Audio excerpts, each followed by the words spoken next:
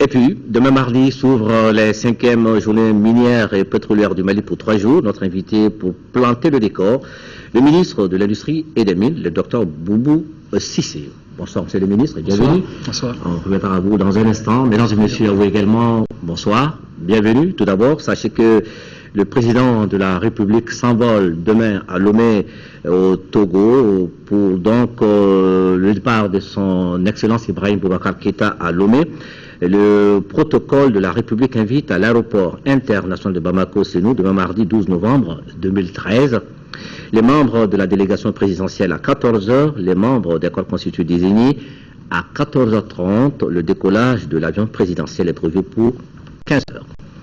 Le président de la République qui a donc reçu cet après-midi les basketteuses maliennes, championnes d'Afrique féminines de moins de 16 ans, trophée enlevé à Maputo au Mozambique où s'est déroulée la compétition et c'est la 3e fois consécutive qu'elle remporte cette coupe. La fête s'est donc poursuivie cet après-midi au palais de Koulouba. Sur place, le chef de l'État, en guise de récompense, les attendait, elles et leur encadrement, avec la somme de 10 millions de francs CFA, de l'eau d'habitation et du matériel informatique au DCB, nous fait le point. Après que les cadettes aient remporté le trophée de l'Afrobasket le 12 octobre dernier à Maputo au Mozambique, le président de la République en voyage leur avait adressé par télégramme un message de félicitations. Ce lundi, Ibrahim Boubacar Keïta a tenu à partager ces moments avec les championnes d'Afrique et leur dire de vive voix toute la reconnaissance de la nation. Cette 3e couronne continentale a été arrachée de haute lutte face au même pays, l'Égypte. Cette performance de nos jeunes joueuses, qui résulte de la politique de vulgarisation du basketball engagée par la Fédération malienne de basketball, n'aurait été possible sans le soutien et l'engagement des plus hautes autorités de la République à travers le ministère en charge des sports. Et toutes ces autorités trouvent ici l'expression de notre profonde reconnaissance. Excellence, Monsieur le Président de la République, chef de l'État, comme vous l'avez si bien dit dans votre slogan de campagne pendant les élections présidentielles, l'honneur du Mali d'abord et le bonheur des Maliens ensuite. Le slogan de campagne d'Ibeka, le Mali d'abord, a galvanisé les joueuses. Nous sommes particulièrement heureuses de vous présenter le trophée du 3e Afrobasket U16 filles, que nous l'avons promis et avons réussi à le faire, pour le bonheur des Maliens, pour le Mali d'abord. Ce trophée, Excellence, Monsieur le Président, nous l'avons tellement désiré, nous nous sommes tellement battus pour l'avoir, que nous serons notre responsabilité grande d'aider au renouveau du Mali. Nos grands sœurs l'ont eu en 2009, puis en 2011, pourquoi pas nous en 2013. Ce succès des filles inspire Ibrahim Boubacar Keïta pour qui le sport occupe une place importante dans la politique du gouvernement pour un Mali nouveau. Les filles, vous nous avez réchauffé le cœur. Le sport est sûrement pour la jeunesse d'un peuple un gage à venir. On disait aussi un esprit sain dans un corps sain. Mince, sana, incorporé sana. C'est connu dans l'esprit, de mentalité, tout ce qui a sont suivis. Donc, le sport, en tant que maintenant l'organisme en bonne santé, en tant qu'organisme, est la condition sine qua non de l'activité humaine. Et c'est elle qui est à la base de tout ce que l'homme peut faire et réaliser sur la terre des hommes. Pourquoi elle est si importante, elle est essentielle. Et dans notre gouvernement, nous aurons tout compris au sport. Au sport. Nous avons mis jeunesse et sport, ce n'est pas par hasard non plus. Et nous voulons que par le sport, notre jeunesse puisse s'épanouir chaque jour que possible à la nation malienne, qui en a bien besoin. Notre nation qui a failli sombrer, qui par la grâce d'Allah subhanahu wa ta'ala, vous l'avez rappelé ma fille, est aujourd'hui debout, digne et pas dans le vent. Et Inch'Allah sera présente au rendez-vous de la Nation du monde qui compte, désormais. Inch'Allah. Et ce Mali sera dit en lettres d'or. Et parmi ceux qui ont écrit les plus belles pages de notre histoire nationale, désormais, mes filles, vous compterez. Quelle gloire, quelle belle gloire que la vôtre. À un si jeune âge, que nous étions tous voulus, en le temps où nous fûmes jeunes, jeune homme. Si certains s'affirment de Datour aujourd'hui pour se rendre d'un âge canonique, nous films jeunes aussi. Et certains se sont essayés aussi au sport, de façon heureuse et quelquefois de façon malheureuse.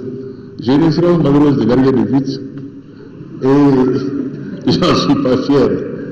J'ai quelqu'un chez moi qui s'amuse souvent à sortir ma photo de gardien de but de l'équipe étudiantine du Mali, jouant contre le Sénégal sur le terrain du Portugal à Paris. C'est pas fameux, hein? Je ne suis pas fier. Mais je sais qu'avec vous, nous irons loin, très loin. Et votre sport est un des plus beaux au monde. Quand j'avais le temps, je regardais les matchs du NBA.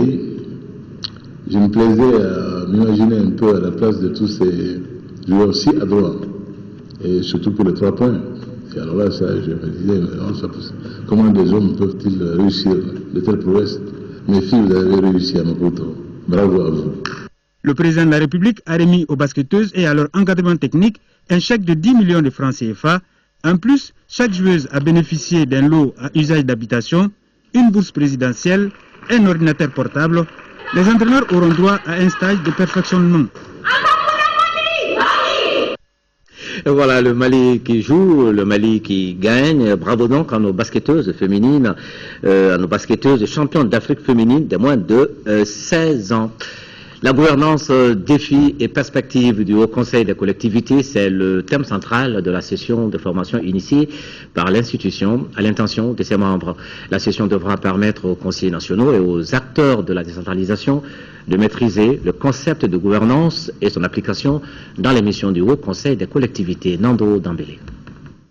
Depuis sa création en 1992, le Haut Conseil des collectivités s'est donné comme tâche fondamentale le renforcement permanent des capacités des conseillers nationaux et des cadres. L'organisation du présent atelier satisfait à cette préoccupation du bureau de cette jeune institution. La thématique centrale de cet atelier, gouvernance, défis et perspectives, s'incruste dans l'heure du temps, d'autant qu'il se tient à un moment où notre pays est en quête de solutions justes et durables pour atténuer la crise qui l'affecte depuis environ 2 ans. Une crise qui trouve ses racines dans le bourbier de la malgouvernance. Privilégiant l'approche andragogique, la séance de formation a enregistré 3 exposés autour de 3 sous-thèmes, à savoir gouvernance et développement local, gouvernance et réforme, décentralisation et développement local. En marge des travaux, les 90 participants ont eu droit à la présentation du roman intitulé « Pourquoi il ne neige pas ici ». Les travaux dureront 2 jours. Voilà, on vous l'annonçait à l'entente de cette édition. Notre invité ce soir, monsieur le ministre de l'Industrie et des Mines, le docteur Boubou Cissé. Bonsoir, monsieur le ministre, une fois encore. Et bienvenue. Merci. Vous êtes là, c'est pour donc parler, comme on le dit, planter le décor des 5e journées minières et pétrolières du Mali qui s'ouvre demain dans notre capitale ici, Bamako. Chaque édition, son thème. Qu'avez-vous choisi cette année? Cette année, le thème porte sur le développement communautaire autour des mines. Et je dirais que c'est une préoccupation majeure du chef de l'État qui a le souci aujourd'hui d'assurer que l'exploitation minière dans nos zones minières, dans une zone donnée, puisse essentiellement bénéficier aux populations locales de cette zone et aussi qu'elles puissent développer, je dirais, des activités économiques viables en liaison soit avec l'activité minière, soit en soutien du secteur minier. Donc c'est essentiellement sur cela que l'on va travailler pendant ces 3 jours avec, je l'espère, des propositions qui pourront nous aider à aller vers ce développement communautaire-là au bénéfice de la population malienne. Alors, comme on le dit, le Mali, pays minier, 3e africain après l'Afrique du Sud, le Ghana. Est-ce que vous pouvez nous dire ici, monsieur le ministre, quel est vraiment l'apport du secteur minier dans l'économie nationale? Le secteur minier, je dois dire, apporte beaucoup dans notre économie nationale. Surtout en termes de, lorsqu'on regarde les recettes d'exportation.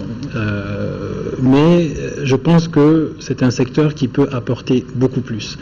Et il faut que le secteur apporte en termes de richesse nationale. Je vous donne simplement un exemple. Ça fait 30 ans que l'on exploite les mines dans ce pays. Et lorsque vous regardez la contribution de ce secteur à notre économie nationale, ça ne dépasse pas 3-4% de notre richesse nationale. Je pense que ce n'est pas acceptable. Ça ne doit être ni une fierté pour l'État, mais je pense que ça ne doit pas être non plus une fierté pour les sociétés minières. Donc il faut qu'on aille vers une meilleure intégration de ce secteur minier dans le reste de notre économie. C'est que cette intégration qui va nous permettre de créer de la valeur, de créer des emplois valorisants et de sortir les populations environnantes de certaines des conditions socio-économiques que l'on a observées dans ces zones-là et qui sont loin d'être acceptables. Comme on le dit, il faut que l'or du Mali brille pour tous les Maliens. Absolument, il faut que l'or du Mali brille pour les Maliens et je suis sûr que dans les prochains mois et prochaines années à venir, je dirais que l'or du Mali brillera davantage pour les Maliens. Mais malheureusement, ce n'est pas le cas pour certains de nos compatriotes qui travaillent justement dans ces mines. Depuis un certain moment, nous assistons malheureusement à des licenciements abusifs, surtout licenciements abusifs au niveau des nationaux. Qu'en est-il, monsieur le ministre ? C'est vrai que c'est un problème sérieux. Vous parlez de licenciements abusifs. Moi, je vois effectivement des suppressions soudaines et brutales d'emplois dans le secteur minier. Et ce sont des suppressions qui restent évidemment une préoccupation majeure du gouvernement aujourd'hui et nous entendons, en partenariat avec les sociétés minières, trouver des solutions. Parce que s'il est vrai que la réalité économique s'impose à tous, on nous parle de conjoncture au niveau mondial sur le cours de l'or, c'est vrai, donc on est d'accord, cette réalité économique s'impose à nous, mais on pense aussi qu'il est une entreprise bien gérée, c'est le propre d'une entreprise bien gérée que de prévoir et d'anticiper. Et je pense que cette capacité d'anticipation doit s'appliquer non seulement aux fluctuations des cours que nous observons en ce moment ou à des changements technologiques et pour permettre à ces entreprises-là, à ces sociétés minières de faire face à ce type de crise en constituant des réserves pendant, comme on dit, pendant les bonnes années pour justement pouvoir amortir le choc des années difficiles. Cela n'a pas été le cas. Et des réserves auraient pu être constituées parce qu'on en a connu des années grasses pour ces sociétés-là. Et je trouve qu'aussi sur les questions d'emploi, ces entreprises doivent avoir la capacité, cette capacité d'anticipation et l'appliquer à l'emploi et puis à la protection de l'emploi. Il est vrai que jusqu'à présent, ces licenciements ont concerné nos compatriotes locaux. Nous sommes en discussion avec les sociétés en question et les syndicats pour trouver des solutions pour que cela ne puisse se reproduire à l'avenir. Et j'imagine justement que c'est les sujets qui sont évoqués au cours de ces 3 journées de JMP 2013 qui commencent demain et qui vont durer pendant 3 jours. Alors avant de vous laisser partir, monsieur le ministre, on va vous demander d'adresser votre message à l'endroit des acteurs du secteur. On sait que vous aurez 3 jours pour approfondir la réflexion avec eux sur les différents sujets, mais déjà ici, qu'avez-vous à leur dire ? Peut-être essentiellement 2 messages. Premièrement, c'est que nous entendons développer ce secteur minier et pétrolier malien de façon rationnelle, de façon durable, et cela pour le profit de la population malienne. Et donc l'exploitation minière, pour nous, à partir de maintenant, doit être pensée dans la durée. Et une durée qui va nous permettre d'aller au-delà de l'épuisement des ressources. Et c'est cette durée qui va nous permettre aussi de s'inscrire dans une dynamique de diversification de notre économie. Tant que l'on ne va pas diversifier nos ressources, l'exploitation de nos ressources, nous allons toujours continuer à assister à des situations telles qu'on a assisté aujourd'hui. Donc ça, c'est évidemment le premier message. Le deuxième message, peut-être à l'endroit de nos partenaires, les sociétés minières, qui ont évolué comme une économie d'enclave minière. C'était une économie qui n'intégrait pas jusqu'à présent les communautés, on en a parlé, mais qui n'a pas suffisamment intégré non plus le reste de notre économie nationale. Il faut que l'on sorte de ce schéma d'enclave d'économie minière et que l'on intègre davantage et les communautés et les mines à notre économie pour pouvoir, in fine, créer de la valeur, créer des emplois valorisants et que, comme vous l'avez dit, l'or puisse continuer à briller davantage pour les populations maliennes. Merci Monsieur le Ministre, merci d'être venu et l'ORTM souhaite plein succès aux 5e journée minière et pétrolière du Mali qui commence demain. L'ouverture c'est à 9h, mise en place terminée. Le chef du gouvernement, Monsieur le Premier ministre, arrivera vers 9h30. Je pense qu'on commencera à ce moment-là. Merci, à demain, Inch'Allah, la suite de cette édition. La France qui commémore donc ce 11 novembre l'armistice qui marque la fin de la Première Guerre mondiale. Pendant ce temps, ici à Bamako, le Mali lui rend hommage à cet autre combattant pour la liberté. Il s'agit de Damien Boiteux, ce militaire français de l'opération Serval tué dans la guerre contre le terrorisme dans le nord du Mali. Le nouveau camp militaire basé à l'aéroport international de Bamako se nous porte désormais son nom. Adama Kodio est allé voir. Montée des drapeaux maliens et français sous l'hymne national, retentissement de la Marseillaise et dépôt des gerbes de fleurs à l'aéroport de Bamako-Sénou dans le nouveau camp qui porte le nom de Damien Boiteux. La France et le Mali commémorent ainsi la journée du 11 novembre 1918, date à laquelle l'armistice a été signé par les de France. Une guerre qui a fait environ 30 000 morts parmi les 200 000 tirailleurs mobilisés. Si vous rendez service à quelqu'un demain, vous êtes dans du pétrin, eh bien c'est ce quelqu'un-là qui va vous secourir le premier s'il assiste à ça. Et c'est ça, la réciprocité dans le monde. La commémoration intervient au Mali avec l'aide de la communauté internationale reste engagée dans la lutte contre le terrorisme. C'est pour mieux coordonner les opérations que la France a construit.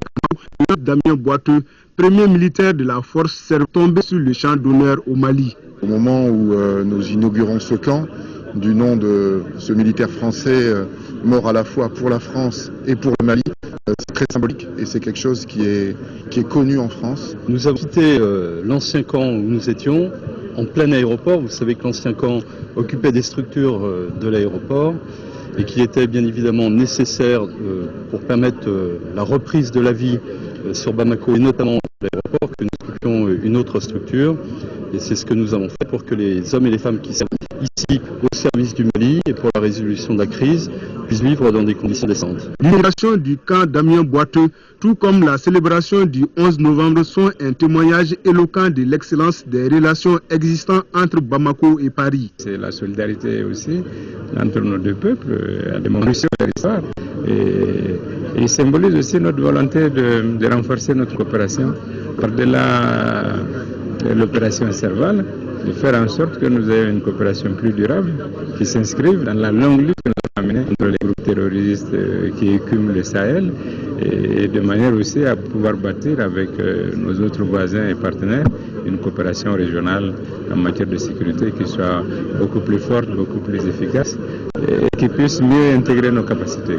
La cérémonie a été une occasion pour le commandant des opérations de la force Serval de faire un témoignage sur l'attaque survenue le vendredi dernier à Analakam dans la localité de Menaka entre l'armée malienne et des éléments du MNLA. Nous sommes actuellement en train de faire une enquête, mais d'après les premiers éléments, il n'y a pas lieu de parler d'exécution sommaire. Je pense très clairement que ce sont les forces armées maliennes qui ont été prises à partie. Au cours de l'événement, au nom du président François Hollande, 6 militaires français ont été faits chevaliers de l'Ordre national du mérite et un commandeur. Et nous restons avec le même sujet, c'est donc ce 11 novembre que l'on commémore la fin de la Première Guerre mondiale. Elle a duré de 1914 à 1918. À cette occasion, une cérémonie de recueillement a été organisée par l'ambassadeur de France au Mali. Elle a été marquée, cette cérémonie, par une séance de lecture de poèmes par les élèves de l'école Liberté et les dépôts d'une gerbe de fleurs au cimetière chrétien de Bamako-Koura. La Première Guerre mondiale a fait, on le rappelle, plusieurs millions de morts africains, dont des Maliens. La cérémonie a enregistré la présence du ministre de la Défense et des anciens combattants et plusieurs autres anciens combattants. Agali Aguissa, reportage. Le 11 novembre 1918, à 11 h, les clairons sonnaient le cessez-le-feu tout au long de la ligne de front, mettant fin à une guerre que les Français dénommèrent aussitôt la Grande Guerre.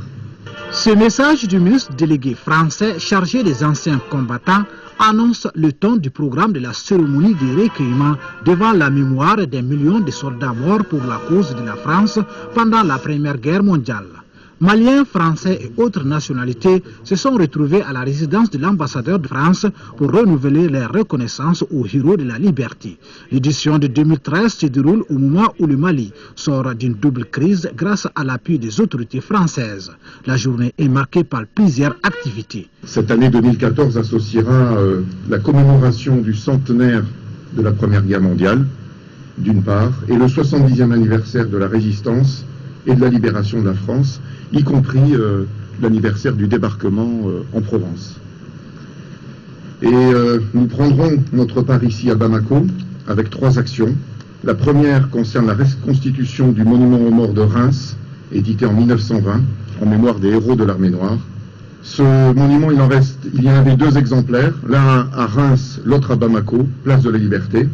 Malheureusement, celui de Reims a été démantelé en 1940. La seconde action est un projet pédagogique intitulé « Des héros de l'armée noire au champ d'honneur », dialogue entre histoire et fiction à Bamako. M.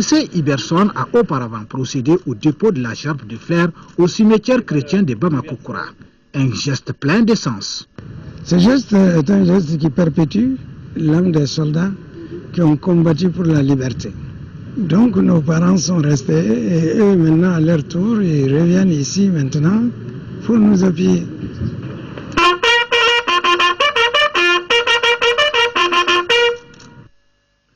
Ouverture ce lundi d'une conférence sur la responsabilité des médias dans le traitement de l'information en période d'instabilité. Ça se passe à l'hôtel Olympe. Cette session qui va se poursuivre encore demain réunit les journalistes de la presse publique et privée. Compte rendu, Isaac Chino. La crise socio-sécuritaire que le Mali a connue a plongé le pays dans une instabilité profonde. Aujourd'hui, la phase de sortie de crise et de réconciliation nécessite une forte implication des hommes de presse. Voilà pourquoi la Fondation pour la Liberté, avec d'autres partenaires, ont jugé nécessaire d'échanger avec la presse malienne sur sa responsabilité dans le traitement de l'information en période d'instabilité. À la suite de ces événements que le Mali vient de traverser, que la Fondation Naumann pour la Liberté a jugé nécessaire de lier partenariat avec la coalition malienne des droits de l'enfant, mais aussi avec la Deutsche Welle Academy, qui est partie académie de la Deutsche Welle, la radio-télévision allemande, pour venir échanger avec la presse malienne sur leurs responsabilités, leur comportement en temps de crise, en temps de conflit. L'Allemagne, qui reste un partenaire privilégié du Mali à travers la branche de formation de la Deutsche Welle, a donc décidé de porter main forte aux journalistes maliens en matière de traitement d'informations en temps de crise. Ça nous tient au cœur maintenant de venir ici au Mali aussi pour aider, pour appuyer nos confrères maliens, consoeurs maliens dans cette situation conflictuelle. Et c'est pour cela que c'est tout à fait, je peux dire, logique de venir ici au Mali en termes de Deutsche Welle Academy. Je pense que les médias doivent réfléchir la manière avec laquelle ils traitent les informations.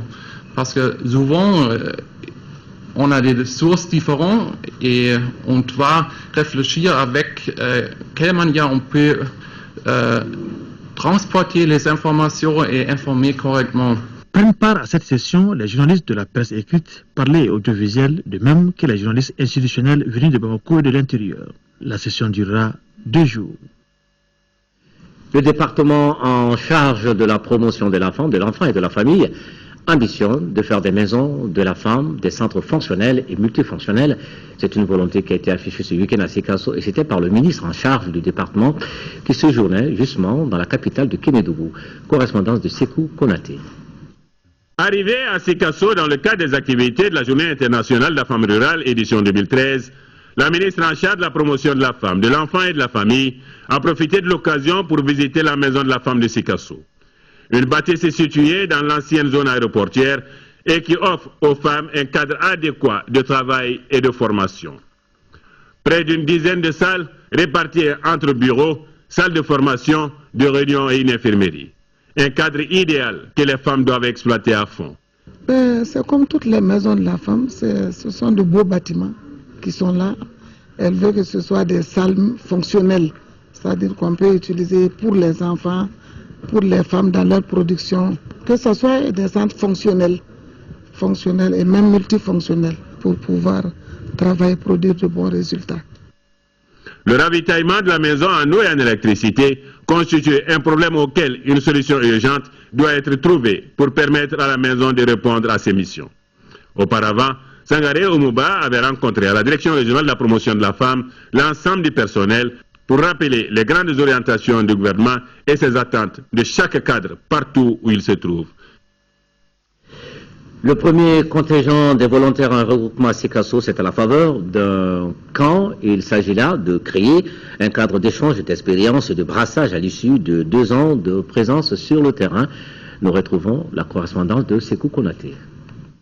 En organisant ce camp des volontaires nationaux, premier du genre, le Centre national de promotion du volontariat CNPV veut offrir aux éléments du premier contingent un espace de retrouvailles et d'échange d'expériences après 2 ans de présence sur le terrain. Il faut aussi rappeler que l'objectif poursuivi par les CNPV à travers ce camp est d'une part de renforcer les capacités des volontaires nationaux à mieux préparer le post-volontariat comme je l'ai rappelé, mais aussi d'autre part à susciter un grand intérêt auprès des décideurs politiques, auprès des partenaires techniques et financiers, afin d'accompagner le CNPV non seulement dans le financement de missions de volontaires nationaux à venir, mais aussi accompagner également les jeunes sortants qui sortent du volontariat, donc les volontaires actuellement qu'on a ici au titre du camp, à les accompagner dans le marché de l'emploi.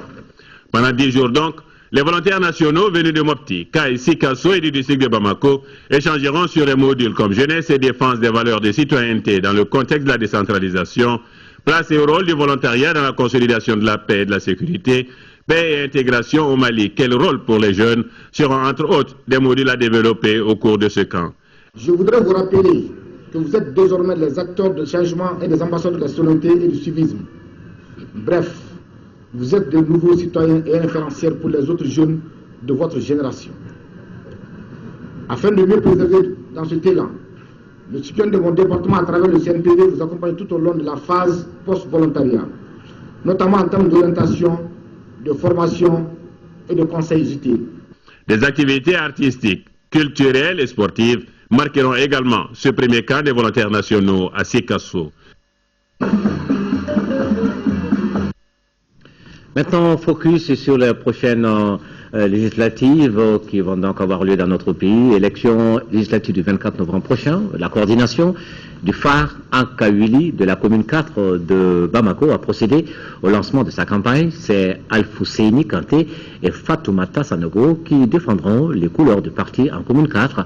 Ils ont dévoilé au public leur ambition. C'était au cours d'un meeting suivi par Al-Djoumatina. Alfousseini Kanté et Fatoumata Sanogo Dit Gundo sont les porte-étendards du parti phare en commune 4 du district de Bamako lors des élections législatives. Convaincus qu'il ne saurait y avoir de résultats probants sans une forte mobilisation, les 2 candidats viennent de lancer leur campagne à travers ces meetings. Une occasion d'informer et de sensibiliser les militants et les sympathisants en vue de législatives. Les missions du député ne sont pas réellement connues de la population. C'est l'occasion pour nous de faire en sorte que ces missions soient connues, que les populations comprennent qu'il ne s'agit pas de d'élire un député qui aura en charge de faire des ponts, des routes ou des dispensaires ou des centres de santé, mais plutôt de d'élire des députés qui prendront en charge les préoccupations de la population, qui connaissent la population, qui vont contrôler l'activité gouvernementale, qui feront en sorte que le pays puisse sortir de l'impasse dans laquelle il a été plongé ces dernières années. Nous nous engageons, une fois élus à l'hémicycle, de faire un compte rendu de tout ce qui va se passer au niveau du quartier. Les élections du 24 novembre constituent un énorme défi pour la coordination des phares Ankaouli de la commune 4 qui dévoile ses ambitions. Les ambitions sont certes définies parce que je suis conseiller municipal depuis 10 ans. Les populations me connaissent suffisamment pour avoir brigué leur suffrage à plusieurs reprises. Cette fois-ci, j'ai voulu aller aux législatives parce que j'ai des ambitions réelles pour mon pays. Je rêve d'une nouvelle place politique, des députés nouveaux qui vont prendre en charge les préoccupations du pays et qui s'engagent par un contrat à faire un compte rendu de tout ce qui va se passer à l'Assemblée et de défendre partout et en tout lieu tout ce qui doit se faire dans ce pays-là. Dans la même mouvance, plusieurs autres personnalités se sont adressées au public de la Fabou Taliko sur le choix porté à leurs candidats. Des prestations d'artistes et la troupe de l'ASSA ont agrémenté la cérémonie de lancement des campagnes de la coordination des phares en Kaouli de la commune 4 du district de Bamako. À présent, le meeting de la liste UMPC ADP Maliba en commune 6 avec en tête de liste Adama Doumbia. Les policiers ont présenté leur vision au cours d'un rassemblement au groupe scolaire de Niamakoro. Moïse Traoré est allé voir.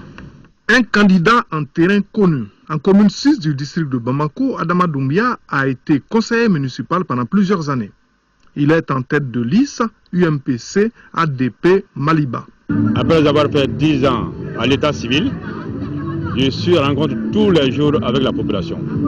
C'est pourquoi, bien imprégné des réalités du terrain, je me suis engagé dans la voie de la législature pour être député à leur compte. Sachant bien la demande de la population, je peux apporter assez d'améliorations dans leur cadre de vie. À n'en pas finir, les habitants de la commune 6 égrènent les œuvres sociales à l'actif du quarantenaire. Il s'agit par exemple de la contribution à la construction de routes, du don de véhicules 4x4 au commissariat du 10e arrondissement et d'un corbillard à une mosquée. Les deux colistiers de l'entrepreneur et gestionnaire immobilier sont l'opérateur économique Mohamed Ben Ako et l'expert comptable Cheikh Amalaba. Nous y croyons. C'est pourquoi nous sommes venus, parce que nous voulons que la politique se fasse autrement. Vous avez vu déjà pour M. Doumbia qui est resté conseiller communal, on a vu tout ce qu'il a réalisé. Et en ce qui nous concerne, avoir un œil neuf dans la politique, ça permet toujours d'innover. Et je pense qu'à l'heure actuelle, le Mali a besoin d'innover sa politique.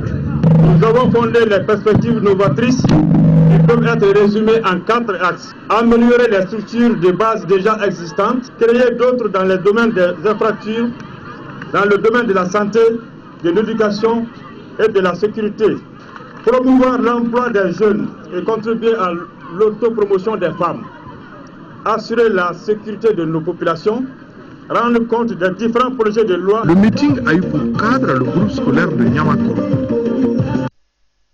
Le parti Sénas Faso Here a organisé hier un meeting en commune 1 du district de Bamako, une occasion pour les deux candidats de présenter aux populations de la commune leur programme. Les deux candidats sont Siriki Kouyaté et Amadou Diawara. C'est un reportage de Youssouf Diakité. Les populations de la commune 1 du district de Bamako sont sorties massivement pour écouter le message de sensibilisation de la liste du parti Sénas Faso Here aux législatives 2013. Tour à tour, les intervenants ont apporté leur soutien aux candidats qui manifestement se positionnent pour défendre la cause de ces populations une fois à l'hémicycle. Bon, nous sommes candidats, c'est parce que nous voudrons apporter notre pierre à l'édifice. Et nous avons compris là où nous sommes aujourd'hui qu'une démocratie ne peut aller qu'avec des institutions fortes. Et l'Assemblée est une des institutions plus importantes. Et donc il faut des hommes valables au sein de cette Assemblée pour que nous puissions vraiment aller vers une démocratie respectueuse. Alors concrètement, comment comptez-vous apporter votre pierre? Donc concrètement, nous voulons apporter notre pierre tout simplement en essayant de renforcer l'institution qui est l'Assemblée nationale. Parce que nous savons très bien que tout commence au niveau de l'Assemblée nationale. Parce que c'est là que les lois sont votées. Et c'est là qu'il y a ce qu'on appelle une autre mission qui est le contrôle de l'action gouvernementale. Et donc ces deux actions-là sont vraiment indispensables dans une démocratie forte. Et donc nous nous sommes dit que là où nous sommes aujourd'hui, il faut des hommes qui ont des capacités d'analyse, qui savent réfléchir sur les questions de vote de loi, qui savent réfléchir sur les lois à voter, afin que nous puissions vraiment avoir un pays fort, une nation très forte.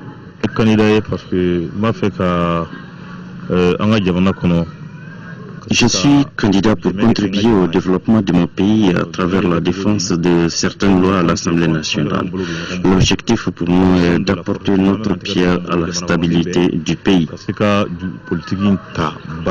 Selon le candidat, le succès de la liste réside dans la conjugaison des efforts en vue de faire face à l'essentiel. Le lancement officiel à Ségou de la campagne de groupement de partis MODEC, CAP, SADI. La cérémonie qui s'est déroulée hier dimanche a été marquée par un match de football au cours duquel les 7 candidats du groupement ont été présentés au public. C'était également l'occasion de mobilisation pour une participation accrue aux élections législatives du 24 novembre prochain. Correspondance de Kandé Silla. C'est à travers un match de football que le groupement de partis Ségou Kano a procédé au lancement officiel de sa campagne à Ségou. L'alliance qui va ainsi à la conquête des suffrages des Ségoviens pour les élections législatives est composée des candidats du SADI, Solidarité africaine pour la démocratie et l'indépendance, de la Convergence d'action pour le peuple CAP et les candidats du mouvement pour un destin commun MODEC. C'est des partis qui sont composés de militants convaincus. Donc on a placé le lancement de notre alliance sous le signe du football. Tout le monde sait que dans notre pays, la jeunesse occupe une place de choix. Donc on a coutume de dire que la jeunesse constitue le fer de lance de tout pays. Cela se vérifie particulièrement au Mali. On a des jeunes qui sont laissés pour compte. Et donc dans ce cadre, un esprit sain dans un corps sain, nous avons des ambitions pour notre pays et nous fondons beaucoup d'espoir sur la jeunesse de ce pays. Le match qui a opposé deux équipes de Ségou, notamment Djoloubani en rouge et Vive la nuit de Pelengana en noir, a été une occasion de communion entre les militants et sympathisants du groupement et les 7 candidats en lice. Une occasion également d'inviter la jeunesse ségovienne au changement. Nous sommes dans une période assez difficile de notre pays. L'Assemblée nationale doit regorger de talents, de gens capables de porter le message véritable du peuple. Il est important que ces élections-là soient véritablement l'amorce d'une véritable démocratie parlementaire au Mali. Et ceci passe par le fait de mettre énormément de jeunes cadres de talent dans cette Assemblée nationale-là. À la fin de la rencontre, c'est finalement les Rouges Djolobani qui vont emporter le gain de la partie. Mais chaque équipe a reçu une enveloppe et un ballon de candidats. Cela dans une ambiance festive. Et dans le cadre justement de l'organisation de la campagne médiatique de l'élection législative du 24 novembre prochain, le président du comité national de l'égale action aux médias d'État invite les candidats dont les noms suivent à se présenter au siège de l'organe demain mardi 12 novembre 2013 pour l'enregistrement de leur message de campagne. 9h UNPR, 9h20 UPPR, 9h40 indépendant Faso Dénouement, 10h indépendant Moussoka Nieta, 10h20 indépendant RDC 1, 10h40 Sinouman, 11h indépendant Alliance 2013, 11h20 CDS, 11h40 minutes ADP Maliba, 12h PRDT, 12h20 Barika, 12h40 PSD, 13h indépendant Ibrahim Sanogo plus 6, 13h20 RDS, 13h40 minutes UDM, 14h RTD. Et puis nous vous informons que juste après ce journal, vous pourrez suivre le message de campagne des candidats indépendants ADK, APR, Djama, PDS, PSC, Yelenkoura, PLA, ANC, PETSAM, CAR, URD, PIDS, indépendant Yerewoko Boulon, RPDM, indépendant Abdelkader Sidibé et PSO.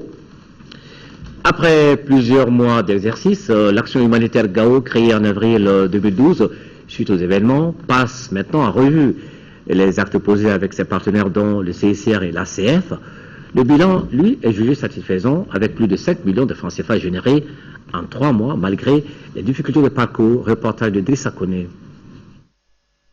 Au cours de cette présentation du bilan du 3e trimestre qui va de juillet à septembre 2013, l'action humanitaire de Gao a passé au peigne fin toutes les activités réalisées, les difficultés rencontrées et les perspectives pour l'avenir. Pour une dépense de 4 652 700 francs CFA, l'hôpital a généré un revenu de 5 343 075 francs CFA. On constate une augmentation globale des consultations de façon générale. une augmentation générale des activités chirurgicales, une augmentation globale des prestations au niveau du service de pédiatrie. Des points de satisfaction ont été signalés durant ce trimestre, à savoir la prise en charge gratuite de 10 796 analyses et la remise des médicaments à 4 071 patients. Nous sommes très satisfaits de ce bilan qui nous a toujours été présenté de façon périodique, trimestrielle, depuis le 12 avril 2012. Ces activités ont connu des temps d'arrêt à cause de certaines difficultés, parmi lesquelles la rupture des médicaments, des kits de césarienne, des bonbonnes de gaz qui alimentent le bloc opératoire. C'est pourquoi l'action humanitaire compte sur plus d'implication des partenaires qui sont le CCR et l'action contre la faim ACF. Nous sollicitons vraiment l'appui technique et financier de tous les partenaires qui appuient l'hôpital aujourd'hui, à renforcer leur appui technique et financier pour pallier aux problèmes de rupture en médicaments, également de conjuguer les efforts pour que la plateforme que nous avons établie depuis le mois de juin, à la date du 16 juin, puisse avoir le jour. L'action humanitaire a été créée le 7 avril 2012 pour répondre aux besoins humanitaires d'urgence de l'hôpital régional de Gao au début de la crise. 3 milliards 129 millions de francs CFA, c'est le solde de la contribution des Maliens en faveur de leur armée. L'information a été donnée ce matin par le directeur national du Trésor. C'était au cours de la réunion du groupe de suivi budgétaire avec les organisations fêtières de la société civile. C'est un reportage de Alpha Maïga. Le Mali a connu une crise grave en 2012. Aussitôt, l'élan de solidarité des uns et des autres s'est manifesté en direction des forces armées et de sécurité.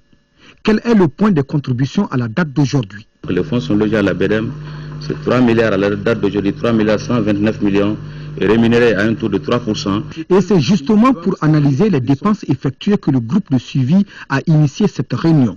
C'est à l'intention des organisations fêtières de la société civile et les hommes de médias.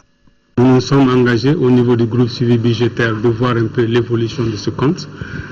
C'est juste aussi un point d'information et de partage que le groupe suivi initie régulièrement afin d'appuyer les actions du gouvernement sur cette question de transparence et de partage de l'information. Selon les informations fournies, toutes les dépenses seront effectuées sous la signature du ministre de la Défense et des anciens combattants. C'est au sein d'une commission que préside le ministre. La commission est composée des représentants de la présidence, de la primature, des représentants des ministères en charge de la sécurité et des finances. Tout le processus d'acquisition des équipements jusqu'à leur livraison se déroulera sous l'égide de cette commission et les paiements se feront sur la base de la justification des livraisons qui sont faites. Donc il est prévu aussi pour assurer la traçabilité des opérations, donc il est prévu que l'effectivité des dépenses fera l'objet d'un audit par le contrôleur général des services publics et le bureau du vérificateur. En attendant les résultats de l'analyse, il faut souligner que la mission principale du groupe de suivi budgétaire est de contribuer à la bonne gouvernance budgétaire publique.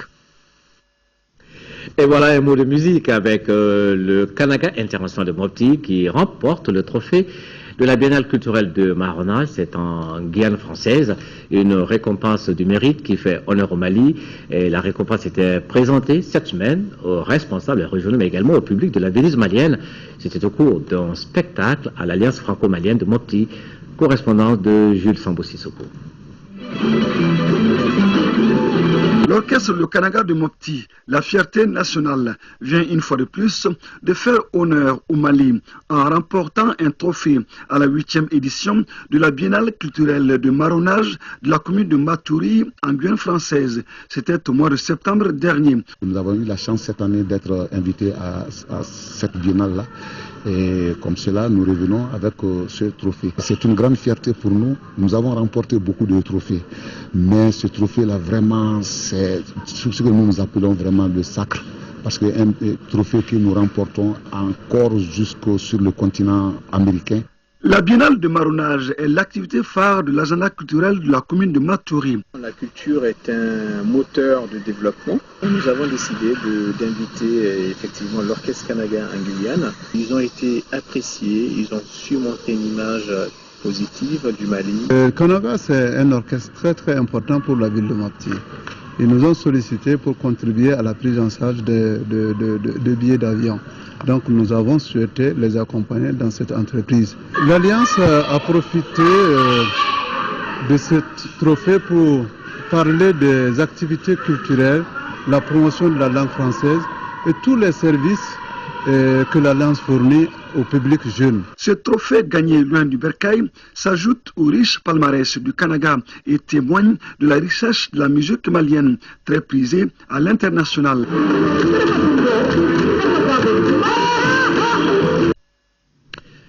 La chronique santé du jour, c'est comment gérer les plaies, une équation souvent pas facile à résoudre. La réponse avec les spécialistes dans la chronique santé, réalisation de Tessera d'Ambélieu.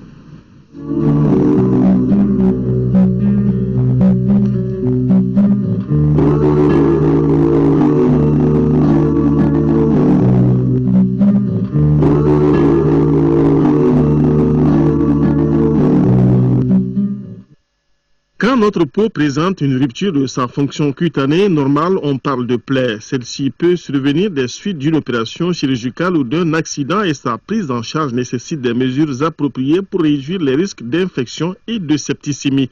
Dans le traitement des plaies, le corps soignant tient compte de certains critères parmi lesquels la coloration de la plaie. Tout compte fait, dans la plupart des cas, les plaies contractées ailleurs n'arrivent pas à temps dans les structures qui doivent s'occuper de leur traitement correct. Généralement, ce genre de plaies, c'est des plaies importées. Les gens viennent de la maison avec et ça trouve qu'ils ont duré avec 1 année, 2 ans. Donc vraiment, s'ils viennent vers nous pour la prise en charge, on est obligé vraiment de passer vraiment par ces étapes pour la meilleure cicatrisation de la plaie. La raison pour laquelle il y a la mobilisation de tout un système pour la prise en charge. Oui. Donc ils viennent pas tôt, ils viennent tardivement. Il s'agit donc de rendre la plaie propre. La conduite à tenir est fonction de sa couleur, qu'elle soit jaunâtre ou rougeâtre. Mais les plaies opératoires n'arrivent pas généralement à ce stade, des mesures étant prises en amont.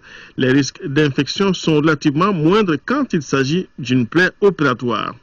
Une plaie opératoire, c'est une plaie créée à l'hôpital, qui est traitée à l'hôpital, qui est guérie à l'hôpital avant de libérer le malade. Même si on libère le malade, ça trouve que la cicatrisation ne doit pas dépasser au maximum 4 à 5 jours. Donc c'est des plaies déjà circonscrites. Mais le comportement des parents à la maison peut vraiment influencer la cicatrisation. C'est pourquoi on insiste pour que le suivi soit observé. En tout état de cause, plus une plaie dure avant d'être traitée, plus chère devient la prise en charge avec les risques de complications.